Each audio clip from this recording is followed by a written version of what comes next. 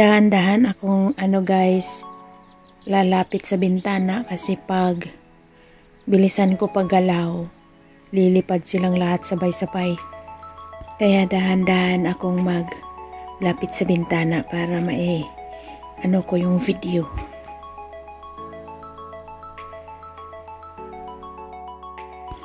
Minsan ang dami pa nila yan. Ngayon kasi kaunti lang sila kasi walang laman yung bird feeder. Tingnan mo, pinagtiyagaan nila o nag-aaway pa sila. Kasi ngayon alas 3, ubos na yung laman mula kanina umaga. Ang sweet cake wala na rin, at saka yung blue feeder. So ngayon kaunti lang silang nandyan. At saka mamaya ko na yan lagyan ng laman ulit pag mga alas 5 pasado. Kasi pag lagyan ko yan ngayon, wala pang dinner time ng ibang ibon, ubos na naman ulit yan dahil sa kanila. Sila yung mga grackles. Ang tawag sa kanila ay grackles. Kahit yung sweet cake, si hummingbird. Andyan si hummingbird. Ayun. Si hummingbird. Yung si hummingbird, wala siyang kakupitin siya sa kaniyang pagkain kasi yung mga tuka na yung maitim na ibon ay hindi makapasok dun sa butas ng hummingbird feeder. So, dahil wala nang laman yung mga bird feeder, nagtiyaga na lang silang hanap ng pagkain dyan sa ground, yung mga nalaglag sa mga feeder. Kaya hindi ako pwedeng gumalaw. Kasi pag gumalaw ako, magsiliparan yan silang lahat, sabay-sabay. Kaya nung lumapit ako sa bintana, dahan-dahan akong kasi ang ingay nila. Pagka binuksan ko yung bintana, marinig mo yung gaano sila kaingay. Ayan, nag-aaway pa sila kasi gusto nila pang simutin na wala namang laman. Ayan.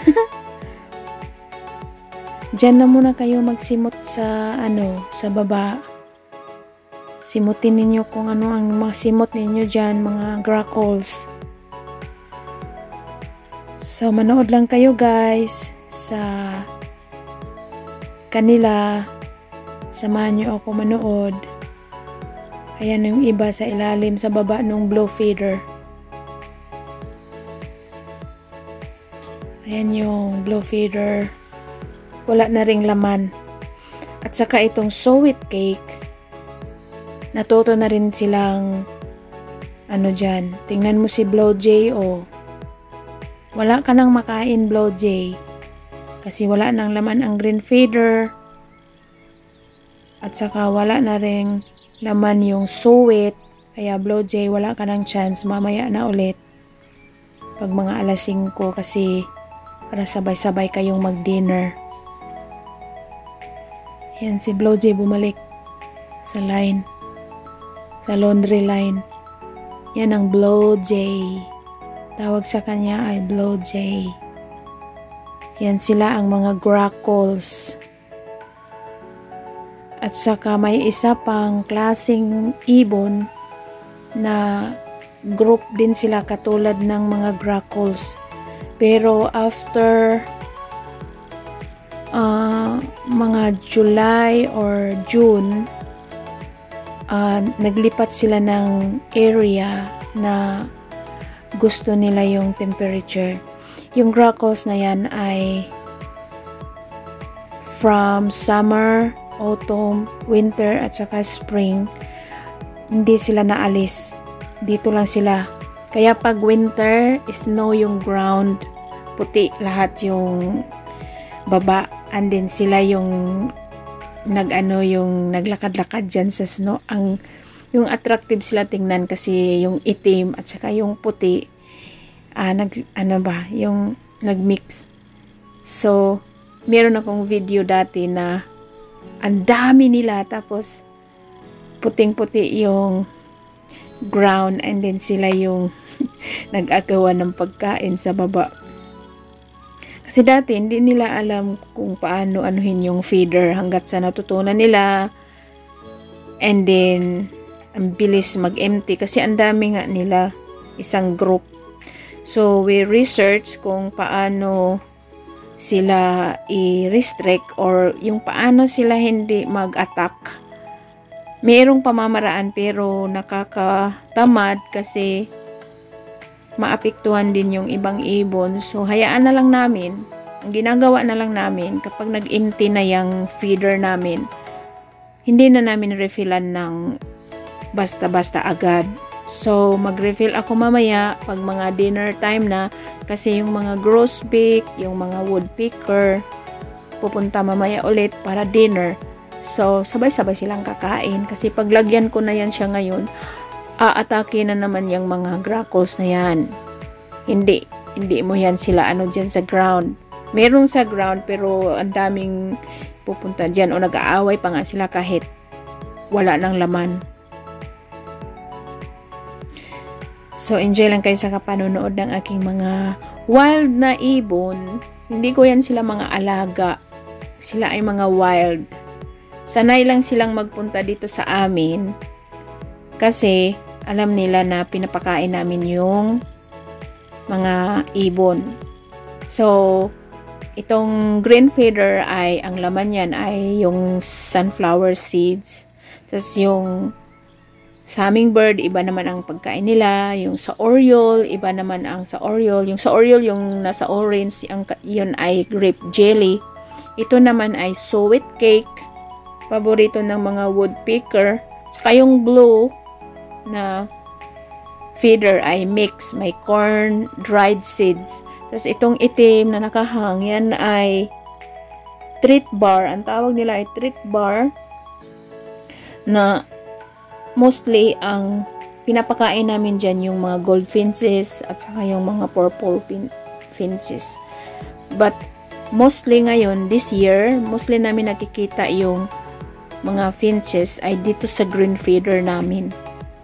Kaya yung treat bar ay matatapos na lang yung season, hindi pa siya nauubos. Pero nakaubos na kami ng isang bar and then bumili siya ng isa pang itong bago and then hindi pa siya na kalahati.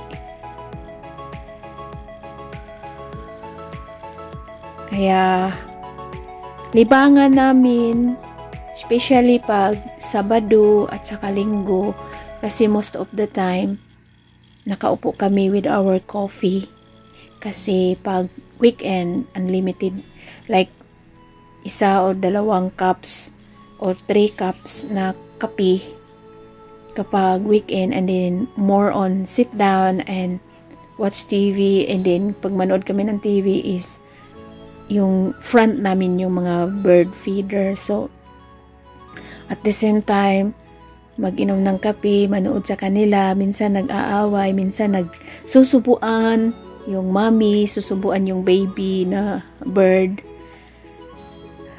Pag mga umaga ang makikita mo yung mga magagandang ibon, yung grosbeak, yung oriole, yung pileated, mga woodpecker. Ngayon, dahil nagsipuntahan kung saan-saan yung mga ibang ibon, sila yung mga itim, yung grackles na yan ay dyan lang yan sila sa somewhere malapit. So, kawawa naman ni pileated woodpecker. Siya si pileated woodpecker.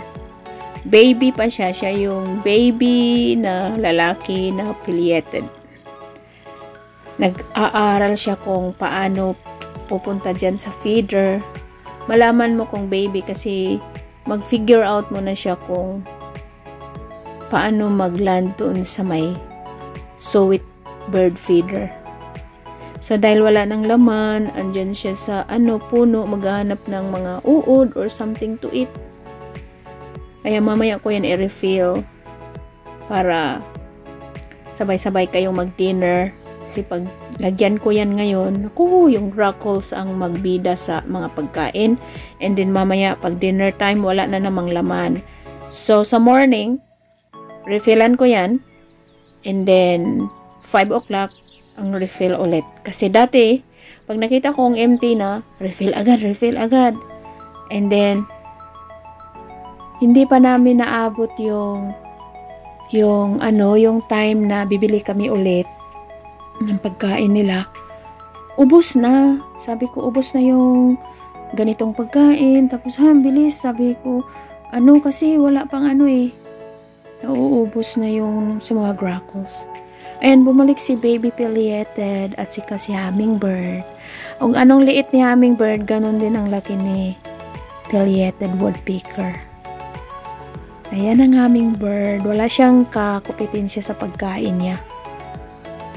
Kasi yung yung tuka ng Hummingbird ay fit na fit doon sa holes ng bird feeder. So, yung mga ibang ibon, hindi makapasok yung tuka nila, kaya di nila makupitin siya si Hummingbird. Tingnan mo yung baby Baby Pileated. Nag-figure out siya kung anong gagawin ko. Sana ako kukuha ng pagkain. Nasaan si ama, nasaan si ina. Minsan yung ama niya, pag may dalang pagkain, susubuan yung baby. May mga video ako noon, pag na-timingan kong ganon, then ma-videohan ko sila. So guys, stay tuned and enjoy watching sa aking mga ibon. Sila ay mga wild na ibon, hindi ko yan sila mga alaga. Katulad ni Hummingbird, may mga iba't ibang kulay yan, yellow, green. Hindi lang siya makita ang kulay ngayon kasi yung reflection ng araw yung sa video. So, enjoy watching guys sa aking video for today about sa aking mga ibon sa aming backyard.